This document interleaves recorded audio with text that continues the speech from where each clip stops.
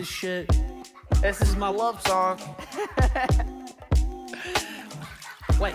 Oh, hold on. Wait. What's wrong? No, you're not mixing it up properly. What? Come on.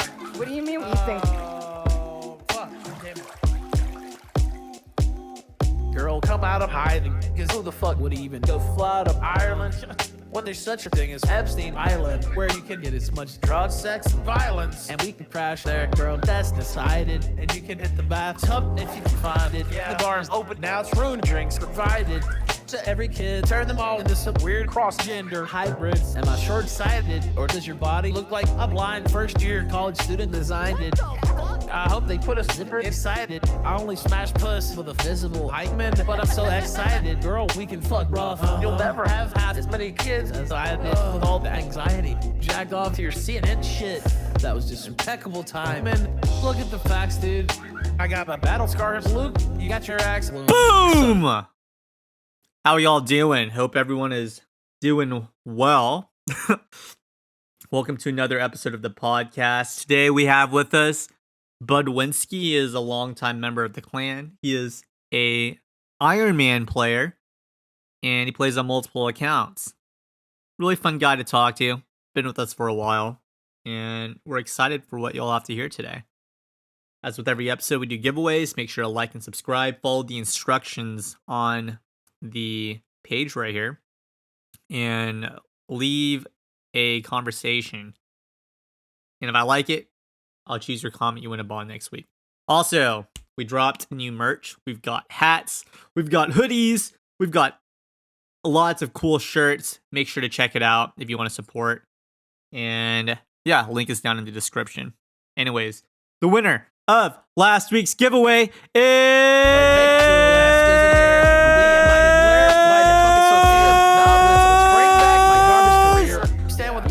Red Balls 34. Congrats, Red Balls. Join the clan. Let people know you won, and you'll join, and you'll get your bond. Enjoy the episode, boys. Starting in 3, 2, 1.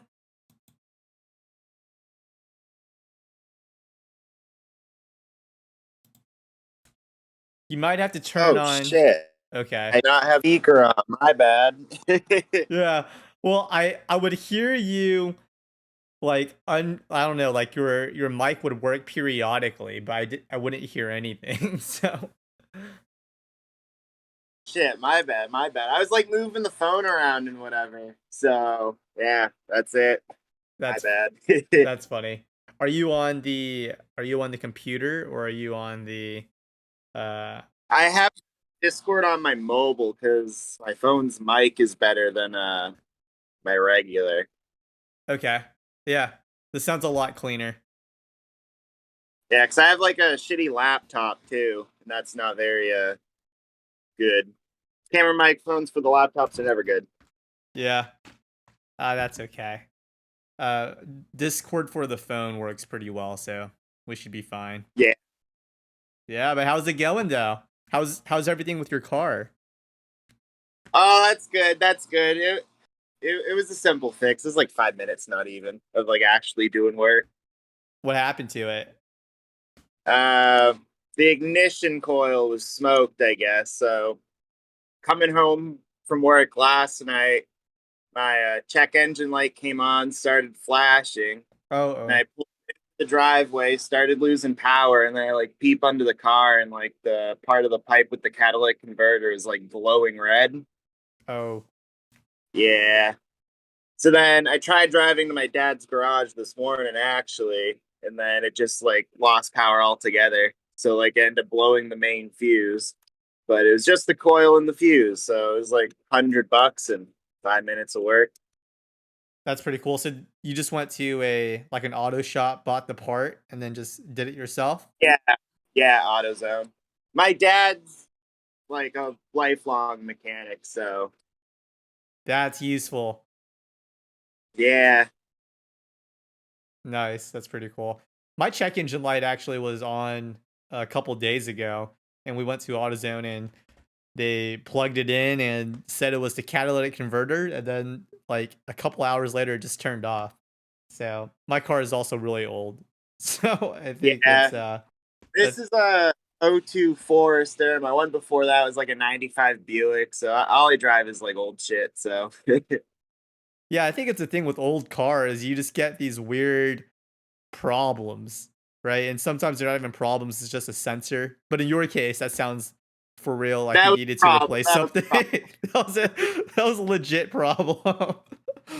Yeah, I don't know, because I was pretty torn about selling my old car, just because like with the rust on it, it would not pass inspection, but it never left me stranded. So then, like, not even a month of owning this, and it broke down. So I don't know if I'm regretting it yet or not, but we'll see.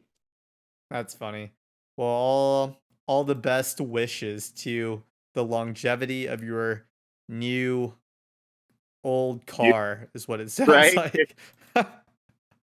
That's fine.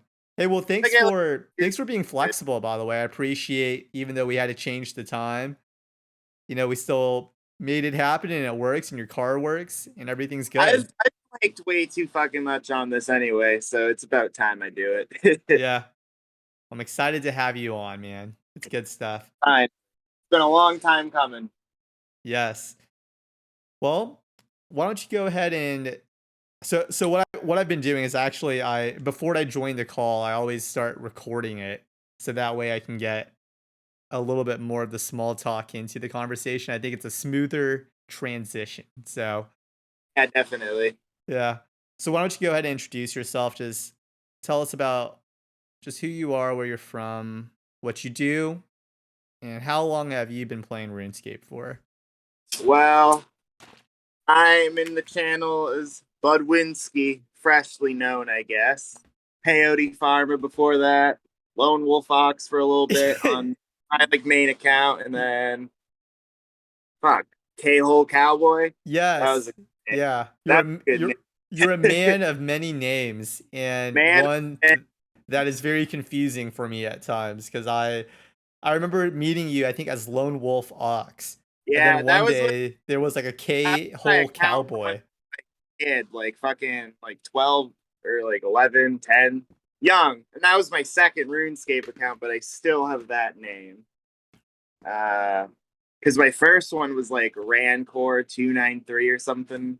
Rancor from Star Wars. I think 293 was like Nickelodeon or Comedy Central on DirecTV at the time. Uh, Okay. but I made that account with my real birthday, and so then I had like chat restrictions. So then I made Lone Wolf Fox so I could be a big guy, no chat restrictions, and that account stuck. I lost the other account, Yeah. but How do yeah. you come up with your names? I the names come to me randomly. I don't know where Lone Wolf Fox came from, but the names just kind of come to me. I'll be like talking, just like conversations, hanging out, whatever. Then just kind of like think of it somehow. Like Budwinski came because a customer at work actually was just getting like really pissy with this like new girl. So I just said, "Hey, calm down there, Budwinski." And I thought to myself, like, "Oh fuck, that's a good name. I got to change myself to that name." So That's funny. organically, usually organically. I see. Okay. I don't like sit down pen and paper and like think of it. Yeah. It's just something that like a gift from King Cobra himself and his magic just blesses you with the foresight of good names. Oh yeah, definitely. I like it. Okay. So you've been in the clan for, I think, you got to be in the clan for at least almost 2 years now. Definitely over a year. You've been with us Almost for a while, I here. think. Almost Yeah. here. Yeah. Half of me because I started like a phone sales job, and that's when I like jumped into like RuneScape heavy again. And then when I was doing like prayer stuff on Lone Wolf Fox, you were like the first house I came to, and then I just kind of like stuck around since. So are you a mobile only player? No, I play on my laptop. Okay. That's where most of my stuff's like on my laptop at home. But like when I was doing phone sales, if there's like no one in there, prayer is pretty easy to like bang out on a main at least, while like just being on the lookout still, or just like AFK and whatever. And then home, I like try and do like honestly, Aka said it best, like mini games a lot. I fucking love doing the mini games, and that's mostly on the laptop. Nice. So you enjoy doing Wintertot and Temporos, and I guess Guardians of the Rift is the new one, stuff like that. Red Cold Wars is a dope one. Okay. I was trying to do Castle Wars for a while on K-Hole, but I don't know. That was way too many hours just for even like the mage set. So I only have the hat to this day. K-Hole is your Iron Man, That's right? my regular Iron Man, yeah. And then Okay. Lone Wolf, the regular main. And And then Budwinski is like the group Iron Man that you're on right now. Budwinski's a group Iron Man. And then I Okay. think I've been in a chat sometimes as a Monroe and Camel. And that was a 10 HP normie account, but Oh, you're Camel. Okay. yeah, but I kind of lost interest in that one. Uh, Blast Furnace is like a weird group of people.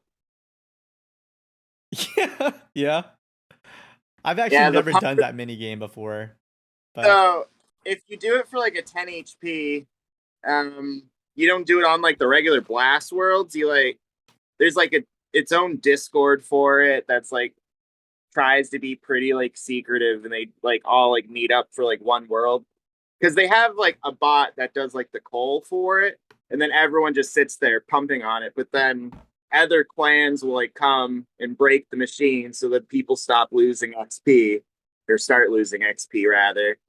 So it's like that's a really funny. weird like, underground like world, and it was a little too much chaos for me because I'd be like trying to like just set up the pump thing for like a couple hours while I'm at work, just like tapping it once in a while, then like realize I got no XP because someone fucked with us and like no one's been paying attention. Yeah. So, I kind of lost interest in that. I want to get back on it at some point, but I don't know. I jumped accounts too much. Hey, well, I appreciate the variety of accounts that you play on. It's always fun identifying if this is you or not.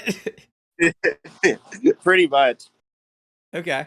So you've been playing RuneScape for a while. You've been with us. What do you do and where are you from? I'm from, oh, I didn't even get into that. My bad. I'm from Massachusetts, very small town, Massachusetts, like 1,000 people. We Okay. got we got a post office that doesn't deliver mail. They only sell boxes, and then we have a liquor store that also sells sandwiches that they make, and like that's it. So, Okay. you know, So a very out in the rural part of Massachusetts is what it sounds like. very, very rural. I mean, I grew up in like a little bit of a bigger town. It was a village really, and it was like 2,000 people, and there's some more stuff going on. And then I lived out in like the greater Boston area for like a year. Things happened out there. I had to move back out this way, and just been stuck in the mud ever since. Okay. Well, that's cool. So And you've been in man, the small otherwise, town vibe your whole yeah, life. small stuff. But I go to like Boston a lot for like punk, hardcore, like DIY shows and whatever, and then like kayak and hike a lot with my dog. That's really like the biggest of everything I do is like outdoorsy stuff or concerts. Nice. Okay. So you're an outdoorsman, which I think that's pretty.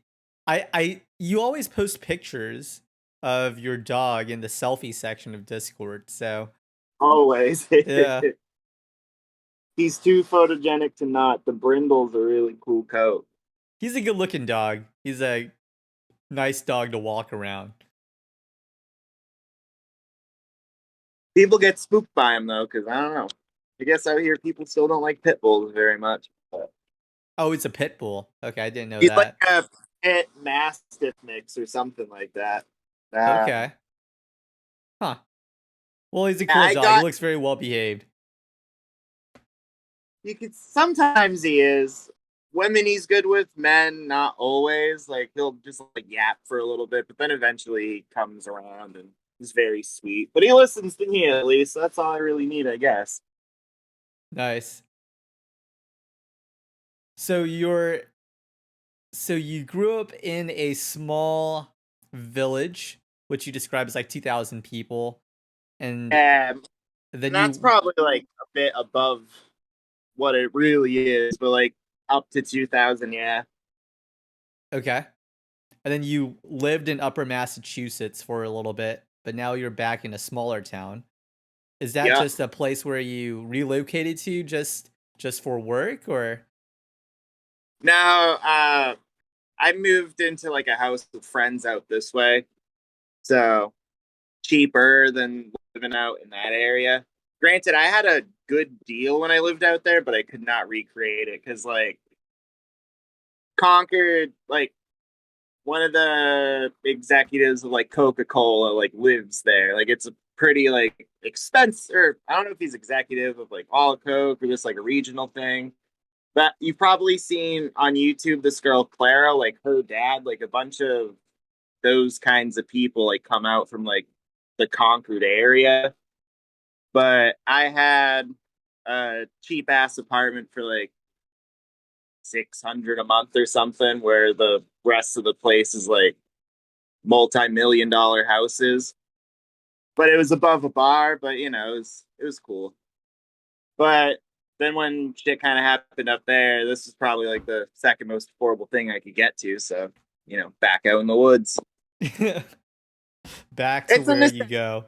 like necessity. I don't want to spend like too much money on housing if I can help it, because again, like adventures and stuff are usually worth the dollar a little more. Yeah. No, I feel that. So what do you do for a living then? So prior to COVID, I did like wedding catering kind of thing. So like the front of house server work. So I'd travel either to like Rhode Island to Goat Island, this little restaurant on there called Belmar, or like Wedding Hall rather, I should say, and like, you know, service like front of house style weddings there, or like fill in at like hotels and stuff like that. And then did like an Italian fine dining place like on, I don't know which one I'd say on the side, but so server, front of house, restaurant work really is what I did. And then COVID kind of hit, restaurants shut down, so I got into phone sales for a bit.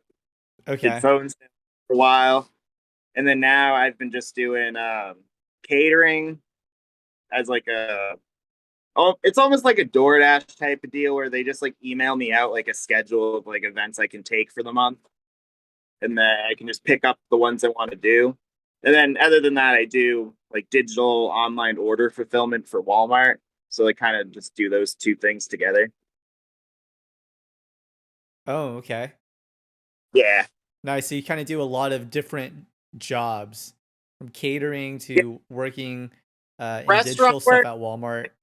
Yeah. Restaurant work's like really what I enjoy doing. But COVID just kind of like, especially in Massachusetts, just took a bite out of restaurants, stuff closing and not really having. They like limited the amount of people to be at events, so, like the amount of servers that have to come for catering gets cut down. So it's just kind of been a mess in that regard. So I just kind of looked for security over what I want to do, and I don't think Walmart's going anytime soon. And Walmart it would be a pretty secure job for sure. and it's odd that it pays like pretty competitive in the area, because like EMTs and teachers make less money in some cases than what the digital order people at Walmart make. That's because Walmart can afford it, right? They're Walmart, this giant corporation that can afford to like yeah, pay yeah, like it's an like the increased minimum digital wage or something. people like depending on like location, like 36 to like 46,000 a year. But then EMTs are probably making like 10 grand less than that. But you're doing like life saving medicine. So I don't know what the deal with that is, but Yeah, I'd say it's one job you can learn more stuff from, and maybe if that's a field you want to go into, maybe you're making less, but you're ultimately making an investment into your future. Versus, right. I'd say Walmart is like a job where I'm not like dabbing on anybody for working at Walmart, but I think that's more of a No, there's job where it's a job. or two. And even Walmart kind of like knows that, because they have like they like pay for you to like go to college, basically. but it has to be a degree that kind of like falls in line with like going into like middle upper management of the place, so like business degree type deal. So they kind of know that and they kind of play on that a little bit. But I mean, team leads make like 25 an hour in Massachusetts at least for it, so it's not too bad. Oh, nice. That's pretty cool. Is that Right. where you want to go eventually? No.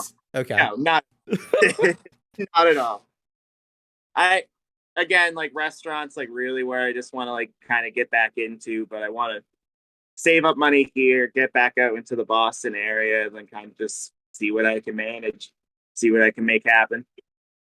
Oh, so you want to move back into the Upper Boston area? Yeah.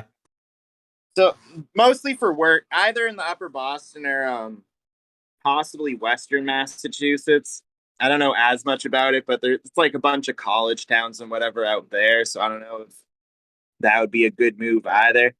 But I also don't exactly know like where I want to go. So I'm just kind of playing it by ear right now. You're just gallivanting, figure it out. Yeah. Oh, that's fine too. Always on Indeed and like Zillow and stuff. So, a house looks good. I can afford it. Let's run on over, Red Rover. Otherwise, like a new kind of job either has good benefits or training or whatever, and I'm gonna run in that direction. I don't know. Just from like research, I can't really tell what I want to do, but if the opportunity presents itself, then I'm more likely to bite the bullet, I feel like, and just jump in head first. Okay. Yeah. So you've kind of always approached the jobs you do as what's available, and then that's sort of how you figured out your interest in restaurants, starting from a... Yeah, exactly. Okay. It's learning experiences too, because even like Walmart, like I might not necessarily like the retail thing, but like if like taking like the online side of it and like managing that system, like if that interests me, I could like look into servicing those systems, because there's people who do that for like Targets and whatever that help do that side of thing, form the like apps they use for it or whatever. So it's just kind of like digging bits and pieces out of the place I'm at and just trying to find what I like, what I enjoy doing, and building myself out of that. Yeah. No, I think that's a great idea. And it You just got allows to you be open to...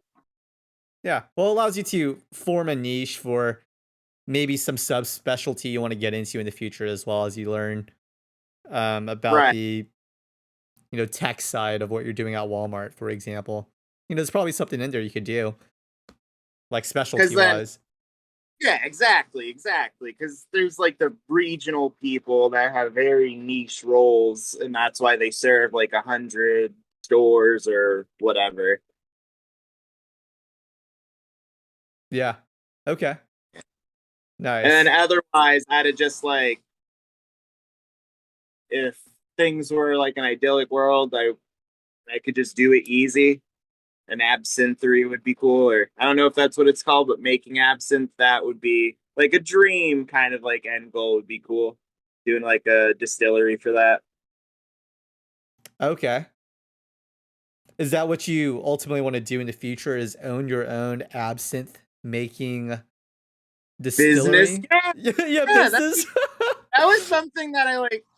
It sounds fucked up, but like I want, as like a kid, just, I don't know. I remember hearing about like Van Gogh and stuff in art school and thinking that doesn't really sound right. And then like kind of researching and being like, you know what? Like knowing that it got banned in the US and then finding out that like the new absinthe that gets sold's like not very like traditional recipe. I was like, like I feel like people would pay money for like some old school like recipe brought back to life with so much like folklore behind it. Yeah. No, I think that's a great idea. Like, artsy niche market to be in, because that's how like a lot of businesses out here I feel like kind of take off, especially like Massachusetts being like a liberal minded area and pretty like artsy and whatever, with all like the bigger art schools and whatever they have. It is a very I don't know how to describe it, because I mean in Massachusetts you have Harvard, right? So it's a very like, I don't know if the word's like highbrow sort of area. There's a lot of good kind of universities and tied up. colleges there. Yeah. A lot of educated people, supposedly, in Massachusetts. Yeah. But then you also have like the big seas of just like rural areas with people are like the polar opposites of the type you'd expect to see at like Harvard. It's an interesting state. The people are a breed of their own. Yeah, that's funny. I never would have expected that, but I think that makes sense. There's always your pockets of rural communities, right? And they will differ from the city folk. It's big oceans of it, honestly, but it's cool. I don't know. I like being out here. Yeah, like on that note though, with some my friend started working at, I don't know if it's like all of New England or Massachusetts or whatever, but there's a brewery just like beer called like Treehouse, and they have like all this like story behind them about like starting out of a barn and whatever and being like, you know, like your next door neighbor selling beer type thing, but then you buy like 16-ounce drafts for like $9 or less, and they have like a limit of 3 they can serve you. And you know, it's like people are into that because they're into like thinking they're getting that kind of experience. Sorry, my phone just blew up with like 1,000 Discord notifications. I don't know what's going on here. Oh, you just got a new phone, didn't you? You got the iPhone 11. Yeah. Yeah, I don't know.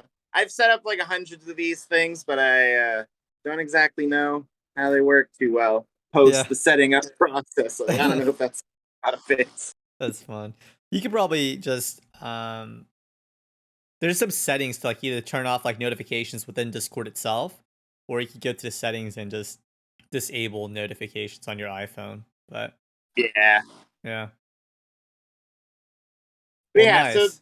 people who did similar things before, not necessarily in the realm of Absinthe, but the like highbrow, almost like looking back to like how we used to do things kind of realm of stuff. So I feel like if it's something as niche as this, even if it doesn't take off immediately, it'll be something that kind of steamrolls and builds into something big. Yeah. Well, Either that or enough to live off of, and I'm happy either way. there are some YouTube channels that I've seen who they make absinthe, and that's their following. You know, it's like people who just watch these. It's just two people making absinthe, and it's pretty cool. Right. So there's a lot of opportunity in whatever you want to do, I think. And if absinthe making and distillery is your passion, you know, you don't even have to make like a huge business for it. You could monetize on YouTube, just buy like a camera Yeah. and record yourself doing it, and kind of go from there. There's a lot of opportunity now. Right. That's something that's changing now too with like TikTok and whatever, especially, and like seeing people blow up off of that. Yeah, there's different ways to get your name or brand out there, right? And Even Facebook is starting to pay people for like their reach or whatever. I don't exactly know, but I've just seen like pages I follow on Facebook say that they are now monetized, but all they do is like shit post memes. So like I don't know.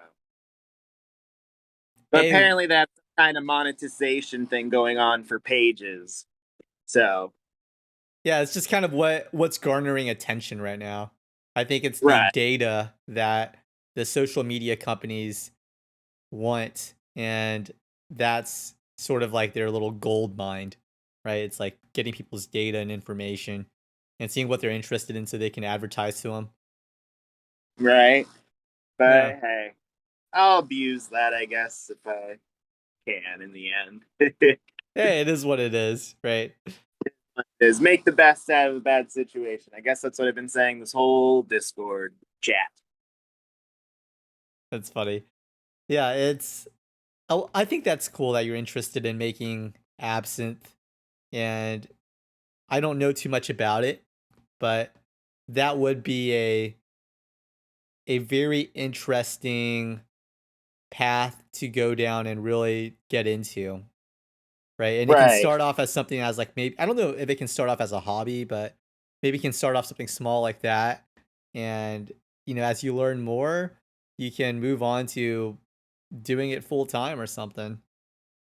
Right. And like, so again, with Massachusetts having like the big rural communities, a lot of the smaller towns out here are like right to farm.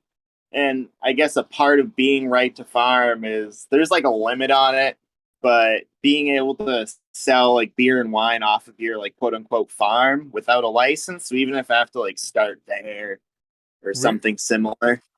really? Yeah, I don't know if right to farm's like a thing in other places. I'm sure it is, but at least Massachusetts has it. So right to farm, you can just make your own wines, and people can go to your Yeah, farm and just buy it off you. Very similar to ways there's like like a people, limit on it, so like I can't be like distributing it to liquor stores, but you right? can like come to the farm and like Yeah, get a graph of whatever. I know people do that with raw milk.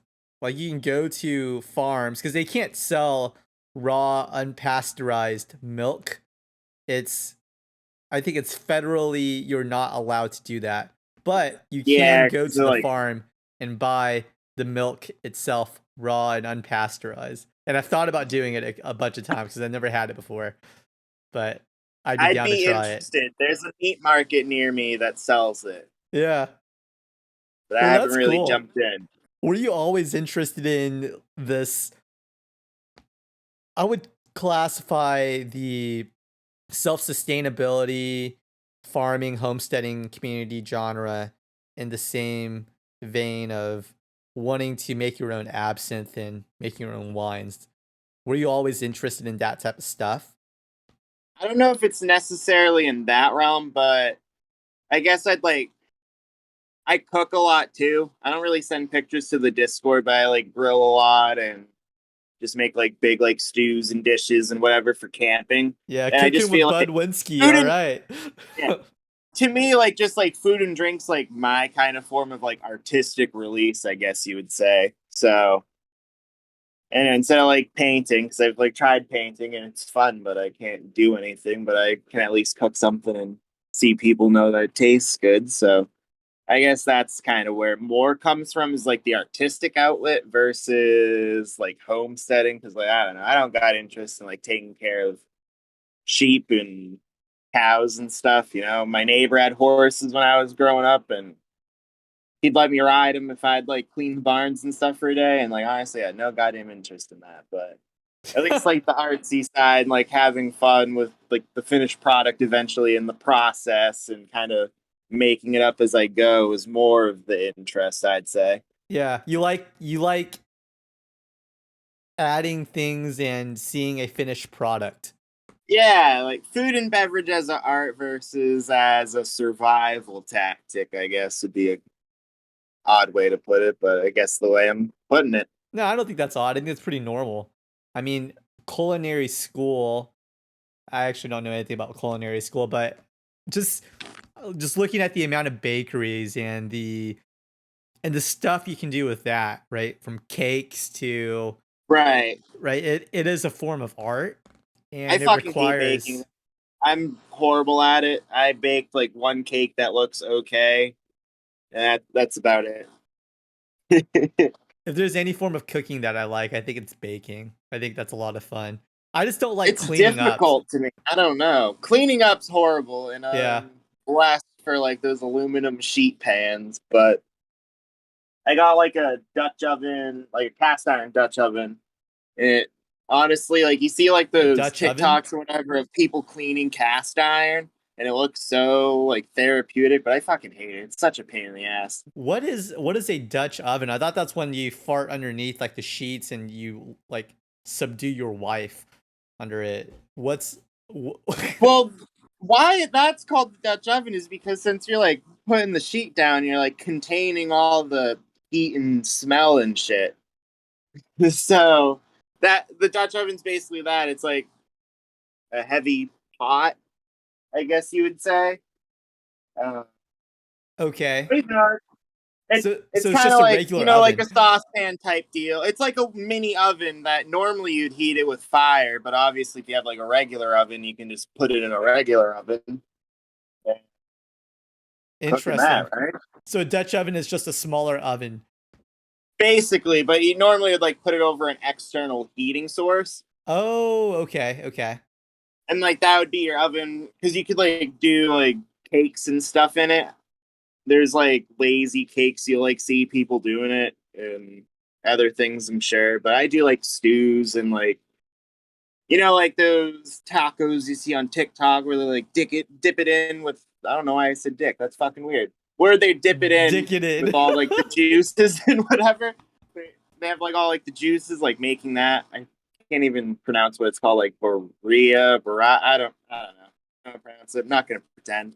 But like stuff like that, like big like roasts and whatever. Other than that, and like smoking meats, Yeah. transferring it to that kind of thing. I like the slow process, but I feel like cooking's a lot more like mathematical. You have to be pretty precise. Versus this, I just kind of go by heart. I don't do recipes. I just kind of like see a video. I'm like, huh, I wonder how I can make that. And I it's, wonder if I could do that. You should do a yeah, I just start grab your own random YouTube shit and channel. just go to town for it. I should. That'd be cool.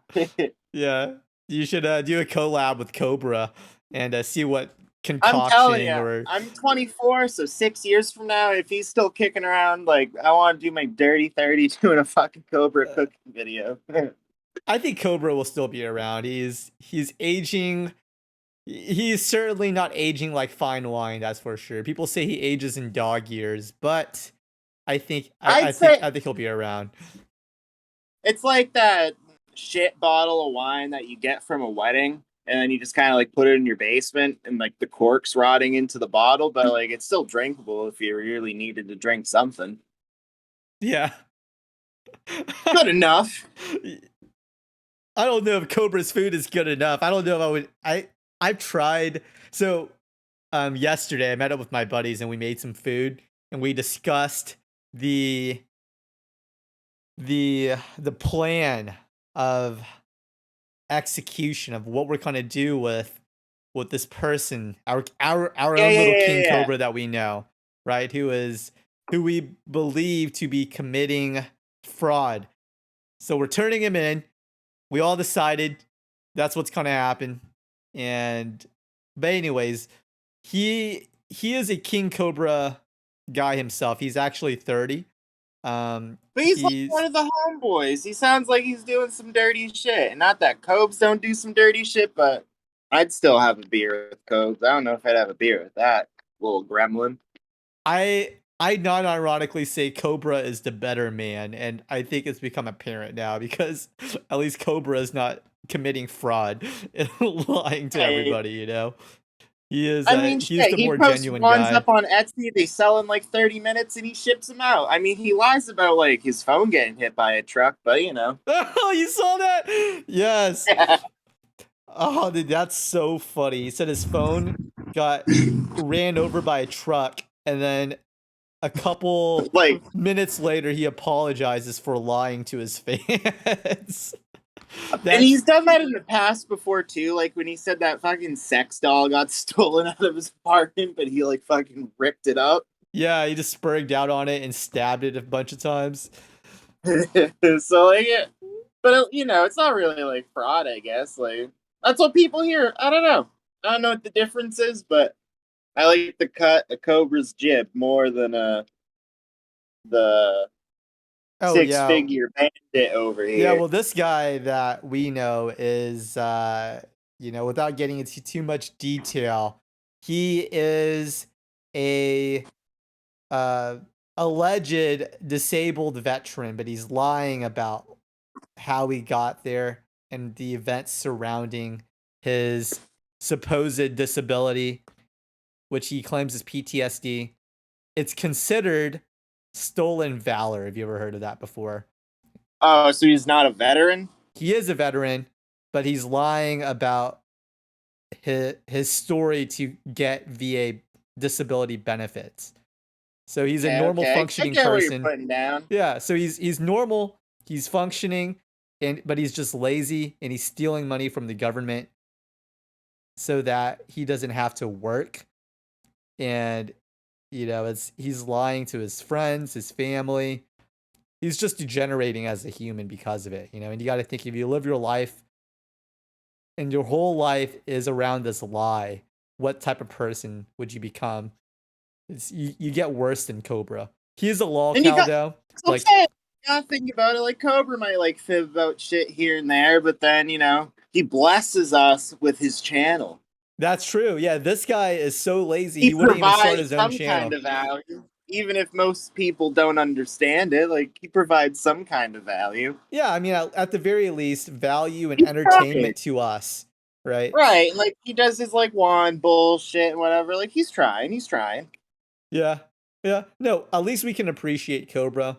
And Right. this guy, we know although he is pretty entertaining content, he's like he is like that 1 in a million lolcow that you wouldn't know about, but probably exist And almost you're just everywhere. not even like low key rooting for him to do better or nothing. You're like, come on, guy. Like, just cut it out. Yeah, I want his benefits to get taken away, and I do think he deserves to be punished, right? Because he knows he's doing this, and anyways, he's a lot different from Cobra in that way. But as far as his age, his fascination with snakes, he also wants to be a voice actor like Cobra. There is a lot of similarity to this guy that I we thought know. you just, damn, there's a lot more than I guess I was thinking. I was just assuming he was a degenerate too, not. Oh no, he is a degenerate, but But for there's some more reason. similarities than just that. Yes, yeah, exactly. Like when we watch King Cobra videos and he's around, he gets visibly uncomfortable and upset that we are laughing at him. And the first time that we watched him, he was watching Cobra and he was like, "Oh yeah, Cobra has a point. He's saying good stuff." And we all just looked at him like, "What? Like, you agree with Cobra? Like, you understand that people laugh at this guy because of how ridiculous he is, and you're over here agreeing with this man who, it's just just imagine what circle of hell you have to get to Right. just be like, oh yeah, King Cobra, he's doing, Especially because like he's normal. 90% of the time Cobra's going over his like hot takes. Like 5% of it's maybe sober. And then like after that, where he's like kind of talking coherent, like, once you're like 15 minutes in, he just starts spewing the most like wild shit. Yeah, exactly. Yeah, anyway, so that's the brief King Cobra The diet King Cobra lolcow thing. So yes, we will be turning him in, and we expect the weights of justice to crush him. So, yeah. Let's go. Yeah. But anyways, stepping out of the realm of King Cobra and into the world of RuneScape. So you joined the clan, it sounds like, when you were doing your second job then. So this was during COVID. You weren't serving tables anymore. You were doing phone repairs full time, and that's when you joined us. Not phone repairs, like so like I'd sell like phone postpaid sales plans for AT&T, Verizon, and Sprint. Okay. Yeah, so I was doing like the contract like plans. I was doing that inside of Walmart, and like that's actually how I got into like Walmart itself, was because the digital shit was paying more than the phone sales. But yeah, so I got in while I was doing the phone stuff, and it was pretty laid back, not a lot of stuff going on ever. Yeah. So the average like Walmart customer doesn't want to spend like $80 to $100 a month on a phone plus plan. Well, that's a lot of money for the regular average Walmart goer, especially even for like item. Regular people too. Like, just I don't know. Feel like it's a little like more, especially when there's just cheaper alternatives, or if you really make more money, then you could buy the phone outright And if you're making not enough money where you have to go on like the payment plan, then that on top of the phone bill is just like a little too much when you could buy the phone, do like prepaid or something, save money. Right. Yeah. So you got into Walmart by way of doing the phone related sales there, and did your interest in culinary like activities, did that come from working as a server at the various restaurants that you were at? And that's why you're interested in that now? Okay. While I was like growing up, I was very like picky, didn't eat a lot of things type of kid. And then when I like moved out at like 18 and just started like hopping restaurants, food's free at restaurants for the most part. A good restaurant will give their servers and cooks meals for free. So like, that's where like the majority of my meals would come from, is just eating at restaurants. And since there's only so many options, I'd like jump around the menu, and that like really just kind of like branched out food I would eat. And I was like, shit, it'd be cool to make this at home instead, now that I like know how to do it. Yeah. Okay. Nice. Yeah, I think that's man. a logical getting to on how you're interested in food, just seeing cool foods and wanting to make it at home. Basically. Yeah. Just like the dopamine hit when you like see it, like especially if you're doing like making like especially like the sauces and stuff from scratch, where like most people are like really disconnected from that. A lot of people can imagine like making like the chicken itself or the pasta itself, but then like doing like the sauces from scratch and like seeing that come to form, super cool. Yeah. Ingredients of different viscosities becoming like, oh shit, something familiar. It truly is a art form, right? It Just to put really is. everything together and somehow it becomes something beautiful. Right. Yeah. That's really cool. And honestly, even like fucking up is just kind of fun for me too. Yeah. Well, you get to see what happens. And then at the very end of it, you could eat it or not eat it if you don't want to eat it. So It always turns into eating it somehow. I'll figure it out. yeah. It's never to the point where it's inedible, but like, you know, like instead of thick thing going on, this is soup, and I guess I'm dealing with soup today. Good soup. Have you ever tried making any of Cobra's recipes? No, I have not. So I don't know. So this is. Oh so, yeah, you were trying to get into that before we got into the little Cobra verse. Yeah, I just remember how I got to Cobra. Yeah, so me and my friend, so the guy that I was hanging out with yesterday, we attempted to make one of Cobra's. Oh man, it was like a. What was it called? It was like a chicken cheesy nacho Doritos calzone. Yeah. Yeah. And Cobra always cooks everything in his oven at 420 degrees. Because he's fucking beast. Yeah, and he never looks at recipes. He cooks everything at 420. So that's what we didn't did. know a lot in common in the cooking realm, but I feel like my stuff might come out a little better. Yeah. I mean, so that's what we did. We put we put all the ingredients together. We looked at what he bought the same thing, put it all together, put it in the oven at 420 for like 20 minutes, and it just came out like the top part was burnt and the bottom part was gooey. And we just started eating it, and I was just so hungry at the time. I ate almost everything and then started regretting it immediately. But it was a terrible, like, just, it did not turn out right at all, so exactly how you would imagine a King Cobra recipe to turn out. If you were to do that yourself, it would turn out the exact same way, is what I mean. Just gross. That sounds like a good time though, low key. And like, yeah, I would love to do a kicking video with Cobra. That would make me feel like so validated as a food artist. Yeah, just knowing the fact. Just knowing that Teach somebody him a like Cobra recipe. exists and that he makes Right. these types of just works from hell and that he eats it willingly. We've never done And a like Cobra drink combo though, but I think that'd be fun to do. the drink combos are easy enough, right? Just like Mountain Dew and then like some subsidiary of Anheuser-Busch beer poured in and like half a bottle of Smirnoff and you're good to go. Did you see the one where he made, I think it was called the Goblin Fire or something like that? And it was, so somebody sent him a bottle of, I think it was Everclear or it might have been vodka. It was just a bottle of liquor.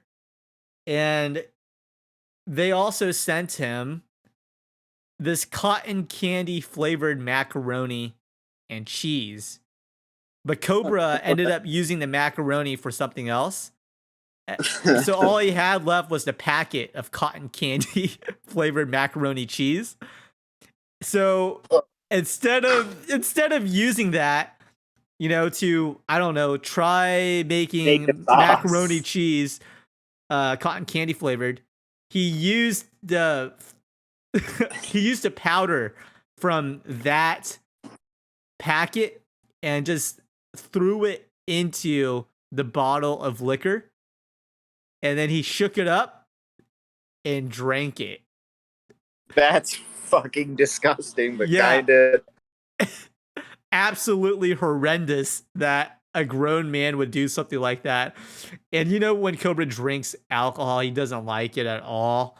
I don't know why. Never He drinks. Yeah, he made like the squirmy, like shivering face and looks at the camera and he's like, "Oh, that's good." You know, and it was like, no, it's not. one of those people I can't really like do like hard liquor very much. So when I get it, I just like drink it with like a soda. Yeah, I but don't you go don't drink it extra with because you don't drink it with like cotton candy flavored mac and cheese powder though. that especially like I like drink it with like a soda and just like call it a day. Like I'm not gonna pretend to love it, but fuck. Especially with the amount of drink combos he does, like you'd expect him to at least have like some kind of baseline taste for it. Yeah, no, his baseline taste is surpassed us. It's always growing. You know, it's a it is something else, man. A beautiful man indeed. So now the transition to RuneScape after all this. How did you get into playing RuneScape? And why do you still play after all these years? Like, I don't actually know anything about your RuneScape history other than you joined our clan when you were working at Walmart. I have not a fucking clue how I got into it, honestly. It's been around since I was very little. I don't remember like coming into it, honestly. It's just kind of one of those early gaming memories, I guess, for me. Probably just trying to find like free shit on the computer. I remember at some point finding it on Miniclip, but I'm pretty sure that was after I already had an account and I was like looking for like other games. I was like, oh fuck, it's on here too. Wild. It was just something I played as a kid. I don't remember how coming into it, and I don't know what. So, because I've like jumped back and forth. If I'm pretty sure I've sent the stats to Discord, but my like first account's like maybe after it has probably like 18 or like 28 or some bullshit like days of play, and it's like sub 1,000 total level. Yeah. And I just like mucked around. So it was just always something I'd like come back to in a very like minor sense. And then I remember when this Fist of Gothics, I think. Was it Fist of Gothics? Yeah, that was a great game. I like that game. You could get the Berserker shields from it. You'd get the Berserker shields from it. I played that a fuck ton, falling in line with me doing like the mini games a lot. And I had like the Rune, Adamant, and I think Mithril berserker shields. I don't know. I just thought it was cool because there were spikes on it. I was like, that's Yeah. fucking badass, dude. Yeah, I know exactly which ones you're talking about because I thought the exact same thing.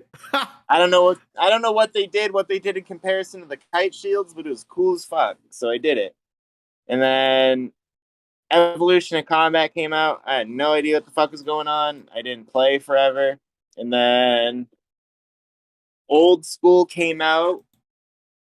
And around that time, I jumped back in with like the original account and just kind of like dabbled for a little bit. And then eventually at some point in like 2017, I was like, you know what? I'm just gonna like this weekend grind through, bang out all the free to play quests. Did that. And did membership for the first time ever. I never had membership before like 2016, 2017. And then just kind of like noobed around the members worlds. And then when I started at Walmart, that's when I like kind of like dove in hard. So a lot of even like the old stuff still new to me. And I think that's why I make like all the accounts just kind of like experience the early game in like different ways. Oh, okay. That's cool.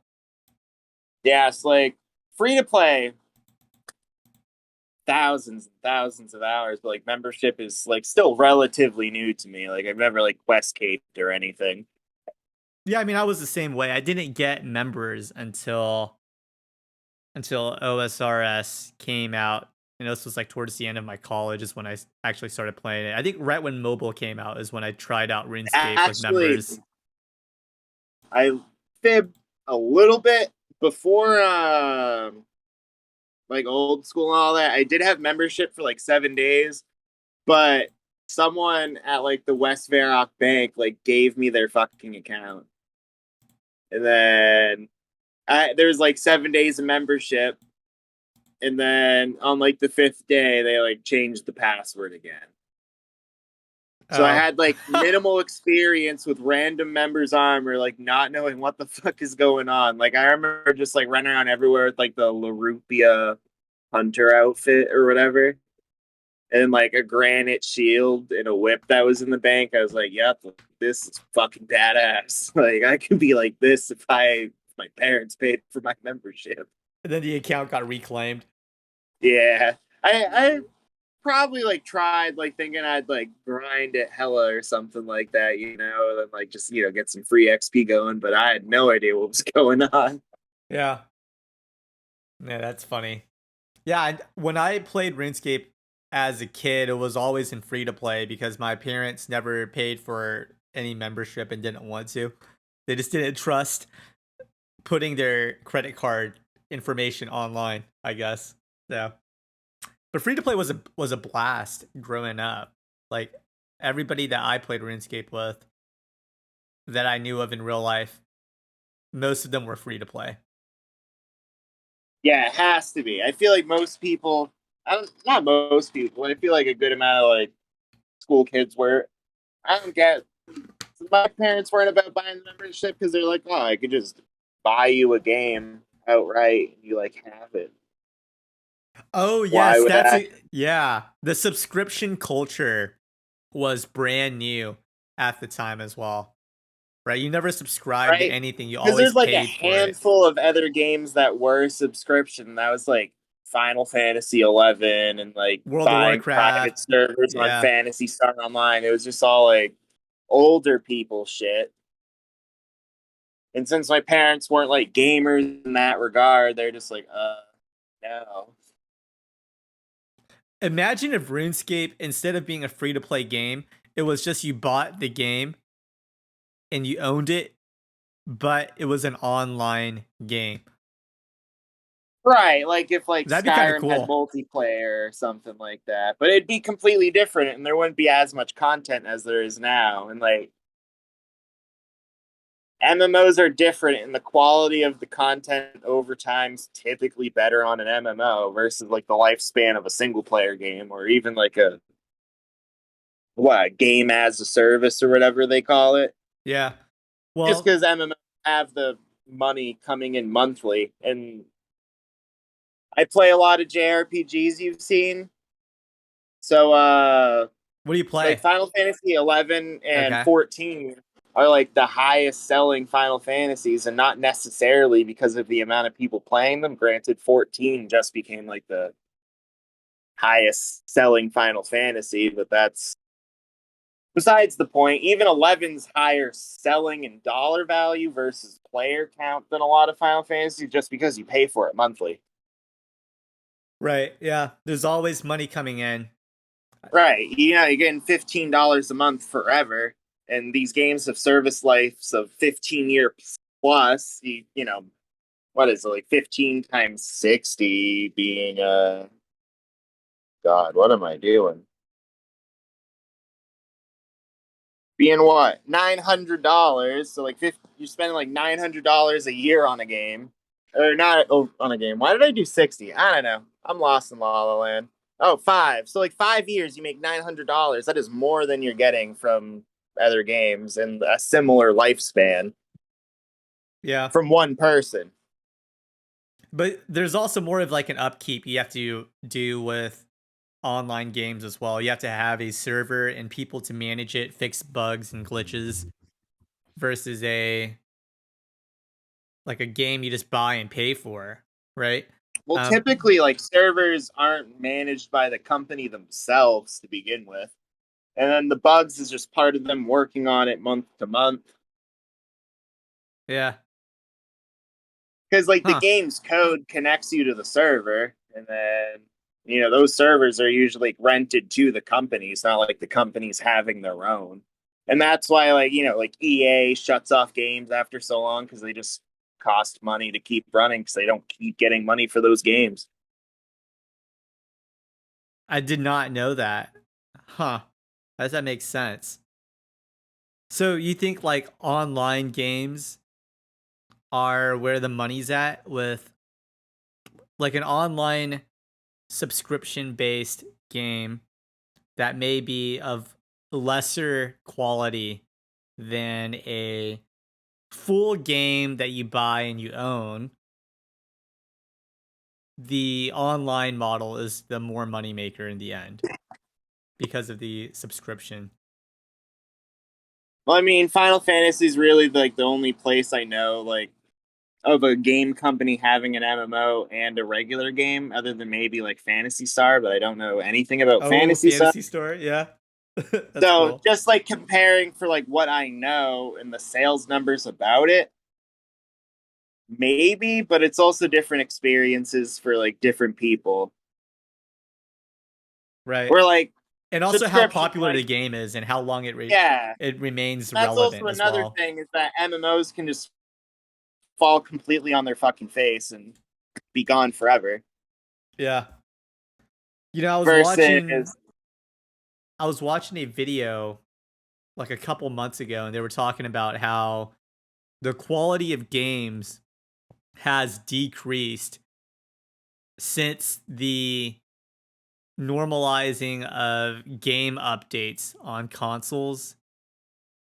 And what they mean by that is, for single player games, you used to buy a game like on your Xbox or PS2 or PlayStation 1, whatever, for your PC, and you would own the game, and the game is as is, right? You bought it, that's what it is. There's glitches in it, it's not getting fixed, because that's what the game is, right? And it had to be done right, before they released it. Now it's like a game is released, there's a glitch in it, and they may or may not fix it. If they do fix it, there's an update for it, which, stuff like that. So the quality of games that are being released are, in this video's argument, decreasing, because they can just release a game and it doesn't have to be very good, and then they can either fix it I or not wouldn't fix it. exactly call that problem like a black and white problem, because you can find a lot from the speedrunning community, but then even just on the shelf with like the PS1 era, especially and onwards,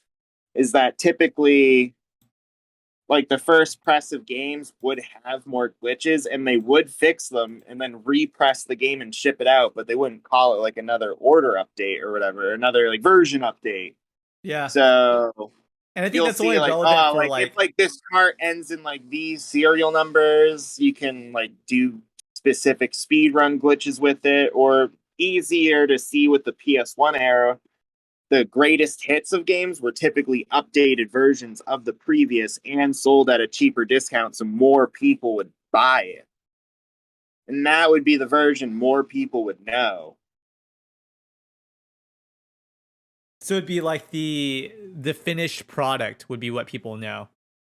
If right, because like, you know, like, oh, there's like this one of the original trilogy Spyros, I can't think of which one, but one of them had like some game breaking bug before like some final boss. If something or other happened, you wouldn't be able to finish it. Something like that. I'm probably wrong. I don't know about it like to my heart. But the greatest hits version Mm-hmm. fixed that. And Yeah. more, and obviously, you know, like a game comes out at $60 and you know, people who already like about Spyro might buy it, or people who already like the publisher. But then, you know, it comes on greatest hits, it's $30. Your kid wants a new game. Oh, this game's sold enough to be a great hit, and it's $30. Yeah, that's a Shit. good point. And then it's a more finished product. And not to say that it was like as common then as it is now for games to be released in like shitty messes, but I feel like it's A, easier to just release a game anyway now, and then B, it's more obvious because we do like publicly say that, oh, this game's getting an update. Yeah.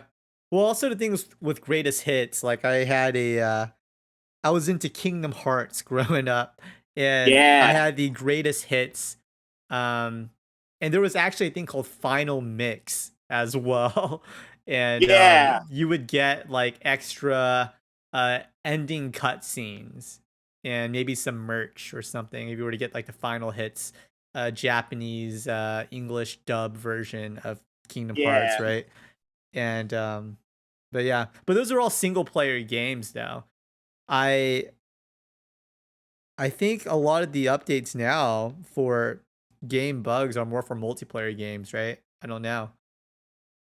I don't know, honestly, because most of the games I've been buying on like Xbox are already like a couple years old and don't really get Yeah, I updates. don't really play a lot of the new games. I don't know either. But I And do then know like they do have otherwise updates. I really buy like a bunch of physicals for Switch, and honestly, I feel like a lot of games will like pop up saying there's like a update, and I just always ignore it because the Switch lets you do that. Like, so that's cool. Yeah, you get a new game, you think you can play it, but you have to wait for like a couple hours for it to With update. the Switch, you can just like put it in and then just decline it and just do whatever. Yeah. And I do that. Or So maybe I don't like know. have it I don't run in the know. background. Right. So I Yeah. think. I mean, I bought like Final Fantasy Stranger of Paradise relatively new, but I like beat it in like a week or whatever, and then haven't touched it since. And then now that like the DLC came out, I saw an update for it. DLC, yeah, that's a like before that games never had DLC, right? So it had to be that's the full game that you bought. Right, Now that's it's like you another thing pay for too. DLC. So you buy a game and you don't, you buy a game and then you have to buy the DLC. And I don't know. It's just That's messy. yeah, it's just something to think about. Also games like what Cyberpunk 2020, I don't fucking know. 2077. Yeah, yeah, yeah. Yeah. Like that game came I out bought that all on glitched my up, all messy, and they still released it. Same things with games like No Man's Sky. They released it. It was all messy, right? And No that's Man's Sky. I play like now, and it's pretty good. now it's good, but when it first came out, it was a Cyberpunk I mess. bought on like the launch week on a I had like the base model, like original launch Xbox One. And it ran it. I only had like one weird glitch, and other than that, it's ran pretty decent, honestly. Never played it, Maybe but I the could. meme It's a good videos time, on the glitches for that game were pretty amazing when when it launched. right? I didn't get it on launch day, so realistically, knowing like how they do day one patches, like I'm sure in the coming week or two before I buy it, there's still like worse shit. But I didn't have a bad time with it personally. Yeah. Surprisingly. I don't know. I just think it sets a precedent for you can release games and It it's is, like though. It messy. is. It's not very good. right? That's And because it's they're not really letting the developers like take reign about it. Because now they want like year to like year and a half development cycles for games. And mhm. And granted, they have a date to Cyberpunk, release it as well and stuff like that. I think that's the right? story with Yeah, and Cyberpunk. granted, like Cyberpunk's been in development for a lot longer than that, but they've delayed for so long, and then the people above them are like, okay, we need to get this out. We need to make our money back Yeah, so instead of just like let's hype putting the the game. Let's make it look really cool. Let's put Keanu Reeves on there, and bam. shit. Keanu Reeves sells a lot of things, so I don't blame him. Yeah. Well, cool. So you got into playing RuneScape, been playing for a while, still play today. Didn't really play too much during EOC, but you came back to RuneScape, it sounds like, when Old School came out. And Yeah, then maybe like a eventually got year members. after, because when I came back, there was GE, or when I came back and bought members, there was GE. When I originally came back and did like free to play stuff, there wasn't. But yeah, so I really more got into it like post GE, and then just kind of like dug in off and on since. That's cool. What is it about RuneScape that made you come back, despite you play a lot of other games? I don't know. I like games that are longer in general anyway, because I like getting familiar with the game world and just kind of like knowing what to expect when I get in there. Having, what do they call it? Like the gameplay loop. I get more into like the gameplay loops, and that's what I Gameplay really liked loops. about. Yeah, What's so that? like Borderlands is like a common example, or like even like Fallout 4 when they're like talking about gameplay loops. Like, you get a quest, you go out, you find a boss, you find you're underleveled, you there's like a different enemy base, you can raid that, you get loot, you sell it, you buy better stuff, and then you take on the boss. I see, yeah. Like things like that, like Like the just formula, like the template or yeah, something. like the Okay. natural motion that the gameplay of the game goes. Like Fallout 4, you go on a quest, you find a bunch of junk, then you use that junk to like build base, and then with the base you can do whatever so you can be better for your next quest or whatever. That kind of thing. And yeah, RuneScape's always had like a pretty chill one, and it's pretty made like into its bones, I feel like. Yeah, it's something With the limits familiar. that the system provides. Yeah, that's fair. So you You only just can boss for so long, you only can like do this for so long, that for so long, and then you need to recover, get resources. If you don't got it already, you gotta plan a way to get it.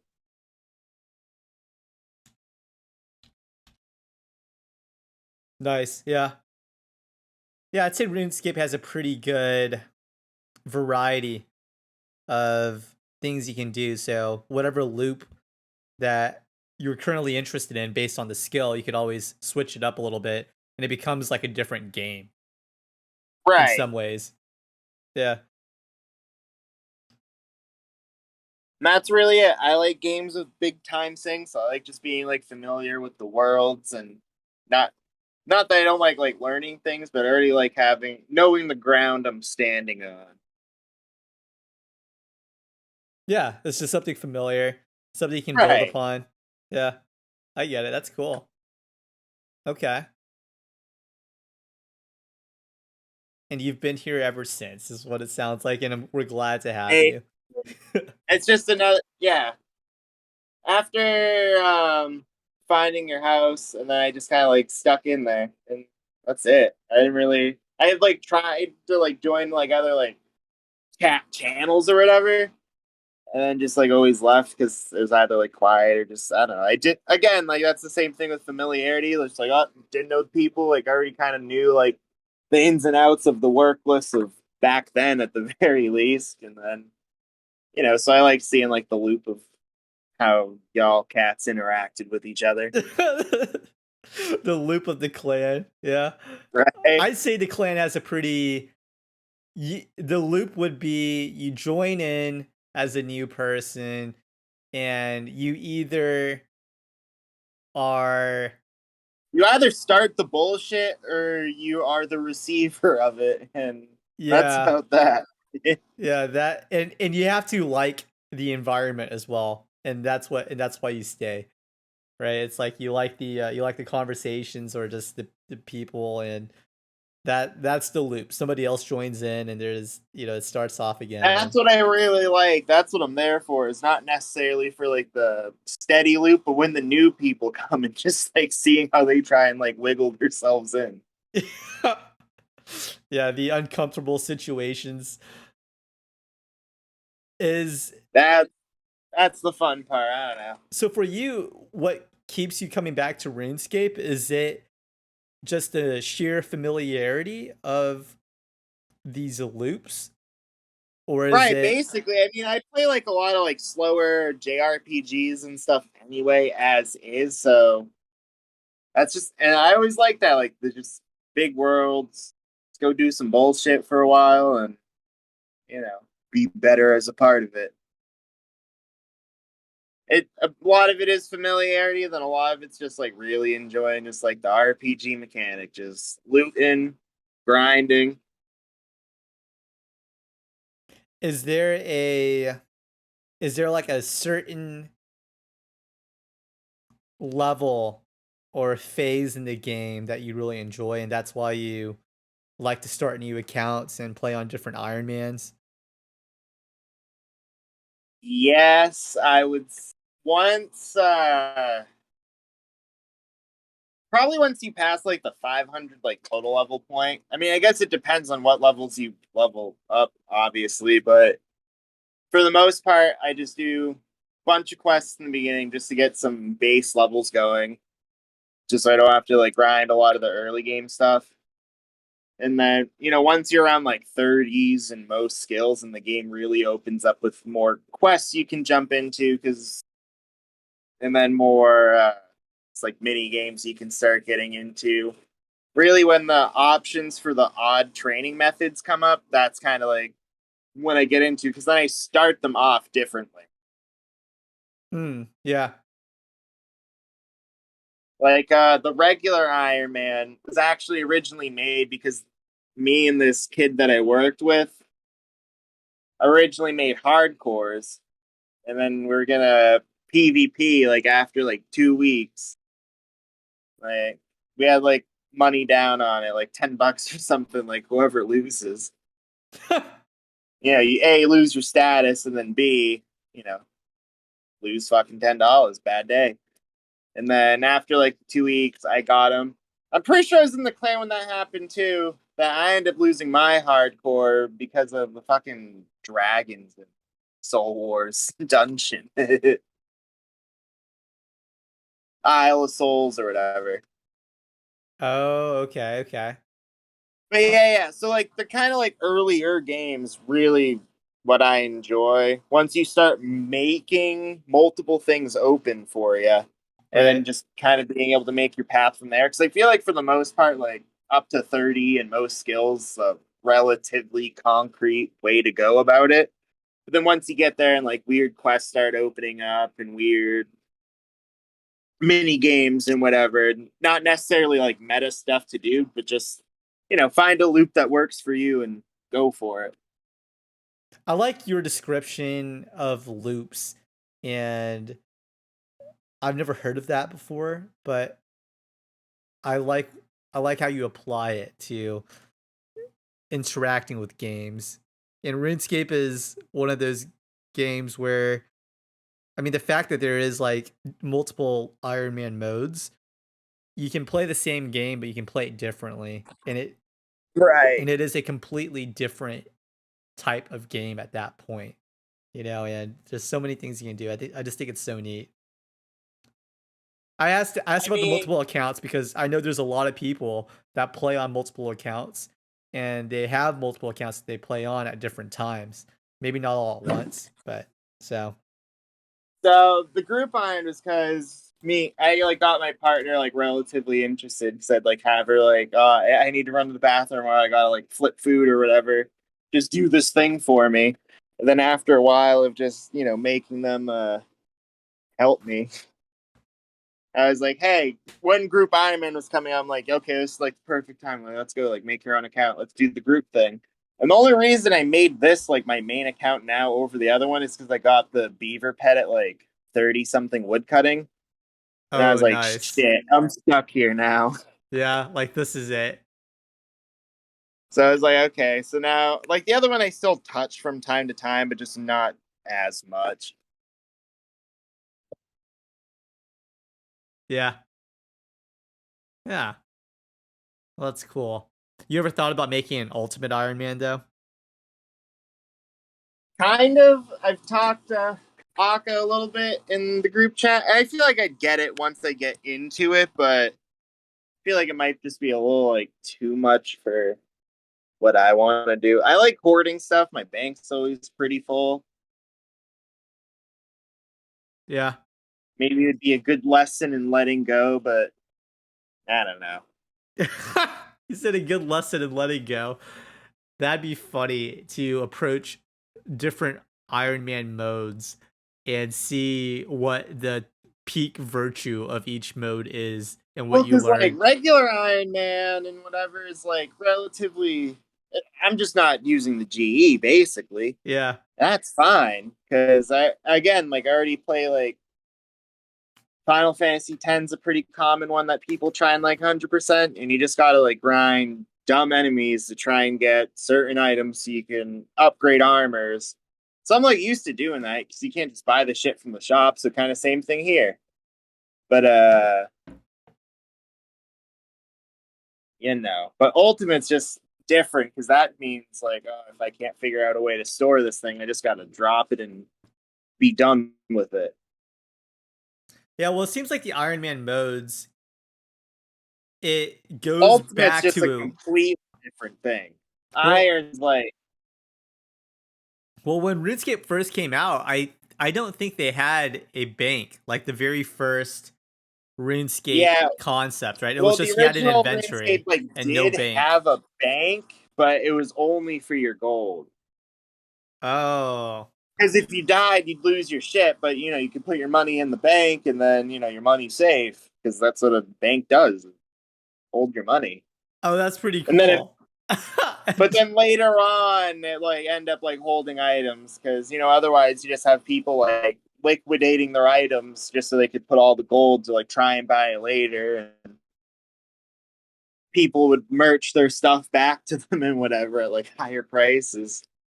I think that'd be an interesting mode or way, maybe like a world. I don't know, like to have the bank only hold gold. I think So that'd be essentially, very an ultimate interesting. Iron Man like world, but you can trade with people still. Oh, well, you That'd be can't. pretty cool. You could trade items, but you can't store any items. You can only store gold. I don't think gold would be worth much in that economy, right? It'd be, people are more interested in I mean, items. I guess you would maybe have. because that's what happened in Classic is people still bought things. And granted, the economy was like a little different because like room plate bodies couldn't be bought; they had to be smithed. No Right. dragons dropped them, so I guess it's a little different. But at the same time, it'd be cool. I think that'd be a great game to try out. I'd be down for that. I play like a RuneScape classic private server, but like you can store items in the bank. There's no like GE, but Yeah, I want one that's no, like the bank is only gold. So your items right, have you to can be in still your play the inventory. game on it like normie, but you just don't have a place to store your stuff. And that was part of it. You die, you lose all your items on death. They're all just sitting there. Yeah. Maybe they could upgrade the shops though. Like you could buy, like with gold you could buy a like an abyssal whip or something. I don't know. Like that's how you would that's how they would make gold more relevant and more important of being stored, but you couldn't Well, because store that's the thing items. is that people who would merch items, like, because there's merching plants today, like all bolts and stuff, and that's still like a relevant granted, it's a little different now because they're usually selling items that go past GE buy limits, but that's Mhm. basically how it was then. Is like people would get armor sets, get XYZ, and then sell those. So if like, granted, now we have monsters dropping more and more stuff, but you know, I don't know if shops necessarily need to get buffed. It's just, once you get like that Bandos tacit drop, you don't want to die with it again. So you're gonna either try and flip to someone who thinks he's not gonna die, or I Right. don't know. Yeah. Maybe like the resell value of items to a shop, you would, you get a higher amount of gold. Um, Right. So you're not like needing merching clans to be online, but like the merching clans would still pay like higher dollar. yeah, potentially, or you could sell it to the shop, and it would retain the value. So basically, it would be RuneScape as a single player game, is what I'm describing right now. Is what I realized as a single player game, but you could play it with other people online. Is what it's getting Right. closer to. And you can like that'd be pretty good. So Yeah, essentially I group think Iron so. Man, but instead of like a 4-person group, you got like 2,000 on a world. Yeah, yeah. And not necessarily everyone's playing together. Some people want to come out on top. Yeah, I mean, you could compete with EXP, I guess, like who has the most high scores. But the system would be you can store your gold, and that's it. You can store your gold. Maybe could you trade? Yeah, I guess you could trade, but the banks can You only can trade hold with gold. people, so that's why I was saying earlier that like you wouldn't necessarily have to hound on like I guess shops getting buffed, because there'd be some people who would just buy and sell items to like, because before you go to the wilderness, you sell your Bandos chestplate, you come back, you want to buy it again. yeah. What do you think Now that about dude that you sold it to selling it at a higher price, so you hope you made money in the wilderness, or else you lost your Bandos. right? Yeah. So the only reason why you would not have your Bandos with you is because you don't want to lose it, but you can't store it in a bank. You would either have to put it in a mule, um, in which case you would have to pay for a mule account to hold your stuff. And Uh, remember, that was also a thing back in the day, that you weren't allowed to have 2 accounts. oh, dang. I don't know. I just think it'd be cool to just store gold in the bank, like an actual bank. I think that'd be very interesting. Maybe you can store items in your house. You can just drop like a Bandos chest plate on the floor, and then you go Put to it on somebody's the house. table, put like helmets on the helmet Yeah. stand. Yeah, you just go to somebody's house and it's just like an absolute like hoarder's house, and you're like, oh my god, like why is everything on the floor? And you're like, well, this is how I store stuff, And I don't know. I think that'd be kind of interesting. Your bank is your house. The bank is only for gold, and you can sell items to NPC merchants for a higher amount of gold, and you can also trade. It just sounds like it's becoming a different game the more I talk about this, actually. So, We just mix around the drop rates a little bit, and I think you're onto something. yeah, like what is the So ideal RuneScape, RuneScape? Oculus VR. Would you say RuneScape on Oculus? Yeah, remember someone did like a weird demo where they like recreated like Varrock or whatever, and like some I did thing see that worked something on like that, Oculus. or somebody sent that into disc. That would Yeah, be. I don't know how that would be. I guess that would be kind of cool. Maybe doing like Dragon Slayer or Vampire Slayer in the Oculus. Maybe be kind of spooky. Probably not, but they just have to have like cameras inside the Oculus, so like when you're doing like PvP, you, like see the other person's like real face.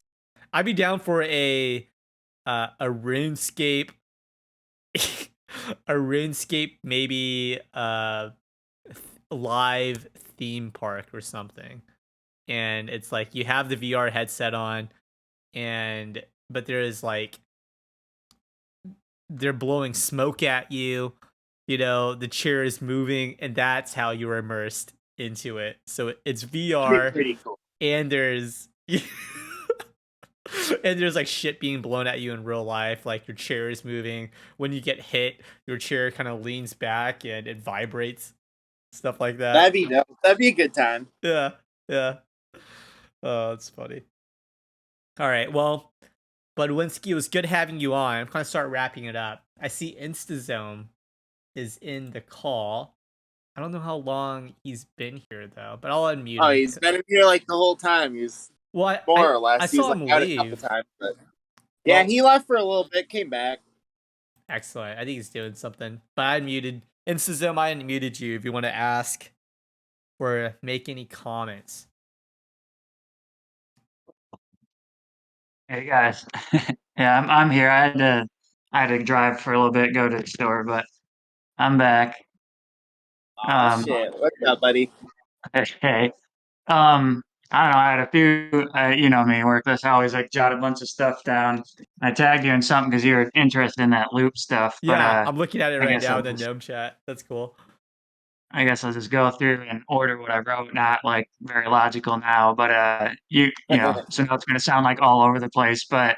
You guys are talking about new games and the DLC and updates and stuff. And every time that my husband turns on the PS4 and he finally has a day off because he works like 8 to 8 often and stuff, or 9 to 9, when he finally has time, he'll sit down and he's all excited to play his new Fallout or his new whatever game. And there's always an update that they say you can't. I'm convinced he just doesn't know what he's doing, but you guys would probably know better. It claims like he can't play the game unless he first does the update. And we got fast internet, but it'll still take like 2 hours to update the PS4, then update because he doesn't play often, you know? Right. And so pretty much I'm getting at is now when he sits down to play, he literally never gets to play because by the time it's done updating, it's time for, you know, Sopranos or bed or do something else, you know? I just think they really need to, and I know if we did an Ethernet cord, that'd solve that, but I'm worried how it might affect. Obviously, the video game industry is still doing really well, but you know, Bud, you and I have talked about old games, and you brought it up a bit. You know, the video game market did crash before, and it was during an era like Workless. You know, you might not know much about this because I know you're not as into retro games as me and Bud or whatever, but like in '83 it crashed, and a lot of people think it could be because video games are coming out unfinished, like you said, or you know, you'd have so many bugs that it's basically unplayable. So yeah, that was a problem even back then. I just sometimes I worry if people are going to lose trust in console gaming at some point while Roblox is going to take over or something. I don't know. The superior Roblox. I think that might be where we're heading to. We'll probably go into the Roblox metaverse before we go into the real metaverse. It's gonna be The Roblox. secret to Roblox, though, and probably console gaming, is unpaid 13-year-olds feeling like this is a life or death thing to like make a good game. I honestly don't even know what Roblox is. I know the kids play it a lot, like especially the young ones, not so much my high schoolers. And I know it's sandbox and to some extent. That's all I really know. Yeah, Kids like build their own servers and like make their own like game types and shit. Like you have like basically like an engine to like build your own games, but it's all like blocky and whatever. Um, so yeah, that was what I was thinking back when you guys were talking about that. But I think I heard you say what first got you in Workless CC? You said you were just using the house, or what was it? Yeah, using the house for prayer on my normie account. Okay, right. I forget that you had any normie account. I think of you That's as like Iron that was Man. my second RuneScape account, so it's still like the like old name and shit. So I just kind of like keep that around. 'Cause it's cool to have. All right, I know I'm jumping around here, but have you ever had like traditional absinthe before? Is that how you got interested, or No, my friend had a going away party to move to California, so made like a shitty maceration version with like herbs that was in like an herb shop in a town near me, and I was like, damn, if I can make this taste good, because people already about it when I just like steeped the shit for like 2 weeks. So if I could like actually make real shit, like I bet people would buy it. Is there regulation about it though? Like, would you have to be doing this under the table or something? So apparently it's legal in the US again. It was illegal for a while. I mean, I I know don't people know. that make moonshine, but they don't sell it. But that doesn't mean you can't make it though. So I assume absinthe is the same thing, At right? the very least, like until I like figure out like, okay, like this is a mass production ready recipe, and then look into the legalities behind it. I'm sure there's some county or otherwise some country that you could exploit their lack of Oh yeah, regulation. And because fucking there's like liquor stores that'll sell like Van Gogh branded absinthe, and it has like wormwood and aniseed extract in it, but it's like extracts, not actually like steeped before distillation, and then like green food coloring added because the way they make it loses its color. So it just looks like grossly like bright green, like a fucking candle or something. yeah, I did try allegedly traditional absinthe once, and I was only like 12 or 13, and my dad had us all try it. There was like all of our brothers and sisters together, and he had gotten it when they were in Greece. So I got all excited and I've always told people we've tried real absinthe. Well, he revealed to me later in life that even what he bought in Greece was not what they would have had in, I don't know, the 1800s or whatever, when, or early 1900s, when it was a bit of a controversy, when it started getting banned and Yeah, stuff. because I don't remember like the exact dates, but around when absinthe got big was because the big grape growing regions in France had like aphid outbreaks. So then they like moved to like because you could make like the absinthe like the traditional drink using like the slow dripped water over sugar cubes and like make it to a similar percentage that wine would be. But then people start wilding out because instead of just like sipping on it like wine, they're just like chugging from a 74% bottle and just same size bottle as a Pride. 14% bottle of wine. They're just getting way too fucked up and causing chaos. And then eventually they're like, oh, absinthe's fucking evil. We did And drip it over some sugar cubes. I didn't understand. I was real young, so it's like a blurry memory, But all I know is I yeah, didn't see shit. And everybody I've ever told when I was young, in high school, man, I've tried absinthe. They'd be like, oh, did you see shit? Did you hallucinate? I'm like, no, I just felt really drunk. I yeah, don't because you don't really know. hallucinate off it. It's again like people chugging 74% alcohol instead of a 10, 12, 14% wine. Like you're gonna get more drunk. I probably see things, but it's not really hallucinating. You're seeing fucking triple at that point. I've never had absinthe before, so is it just like an earthy kind of taste with the wormwood and herbs, or Earthy, kind of okay, licoricey. licorice? Okay, Yeah, all I remember is a licorice type taste. Not again, it didn't end up being true absinthe, but It's like yeah, I remember bitter, a being little licorice. astringent, and then like licorice taste from the aniseed. Aniseed? I don't know. Those little like star herbs. Star aniseed. that's interesting. So you just drink it at room temperature, and that's you don't mix it with anything. It's just you just drink absinthe straight, and that's the taste you get. Well, so like traditionally, you'd have a glass that would have like a bulb in the bottom, and then it'd like thin out and then open up again, almost like a wine glass, but with like a bulb at the bottom. And you'd fill the absinthe into the bulb, and then you'd put a slotted spoon over your glass, put sugar cubes on it, and then you'd have a water dripper, essentially like a big chandelier that when you like open the lever, it just like goes like one drop at a time, more or less. And you just like slowly add sugar water to it and like fill the glass, and then What? you'd mix it. That's that's so intricate. Okay. Yeah, that's part of it too. Is just it's just weird. Like Well, I'm people don't do shit like that. yeah. Well, I'm looking at pictures of like an absinthe cup, and this it just it looks like it looks like a Harry Potter drink or something. It It's does. It does. Like it swirls. The green like swirls into the sugar water. that's kind of cool. I'd try that. That's pretty sweet. Right. That's part of it too. It just looks cool. With how elaborate that process you just described is, I can't believe it ever became some public menace, considering it's a lot of work. You know, you would think you Well, just because want some people weren't straight. drinking it like that. People were just drinking it from the fucking bottle. Like that's how you're Oh, got it. supposed to drink it. But like Oh, I Got it. see. when I Got it. made it for like my friend's like 18th birthday or whatever, we weren't doing that. We were just fucking chugging it with like gas station brand cream soda. Yeah, you guys were binge drinking absinthe and getting really drunk, as opposed to doing it like a true patrician with the bulb cup and the sugar cube and swirling it. Right? That's funny. Huh. Yeah, I'd like to try absinthe, just the way you described it. I think that'd be really I think that'd be cool. Looks like it tastes pretty It's a good. good, right? Yeah. So the only other things I had jotted down were also like real life stuff that. So I don't really hear a Boston accent. I don't think I hear a Boston accent. Yeah, Do because I, huh?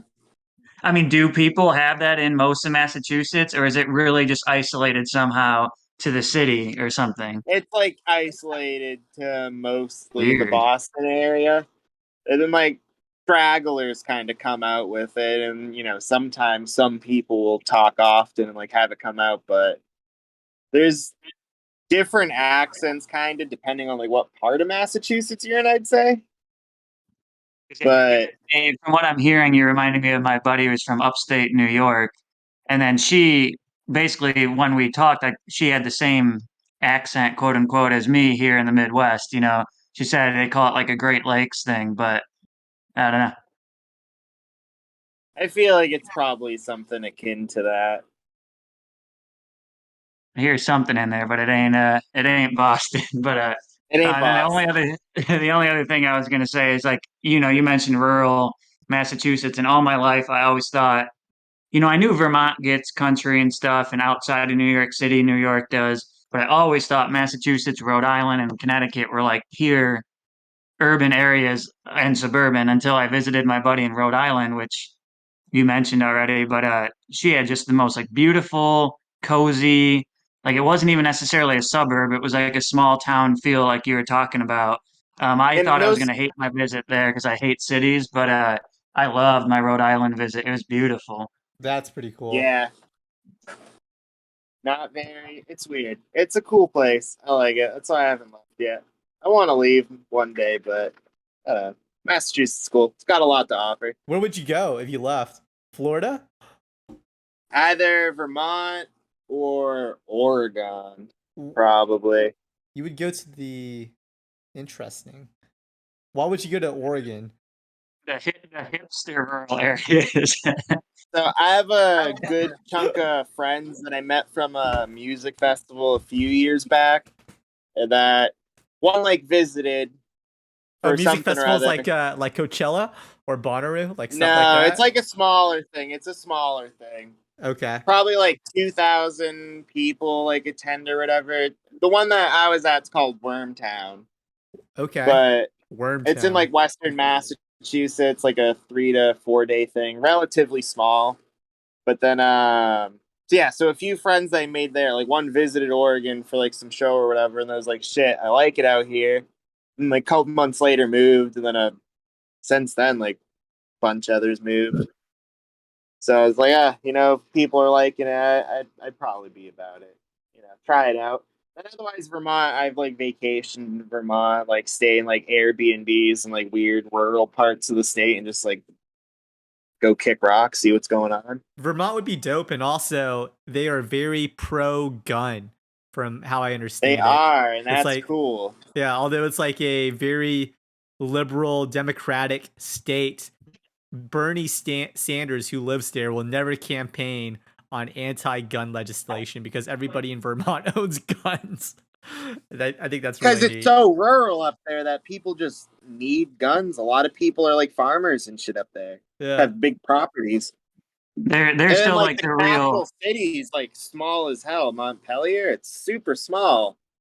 Like you're like in and out of it, and then you're like back onto a highway that'll say like on the sign like Either exit here or no gas station for 70 miles.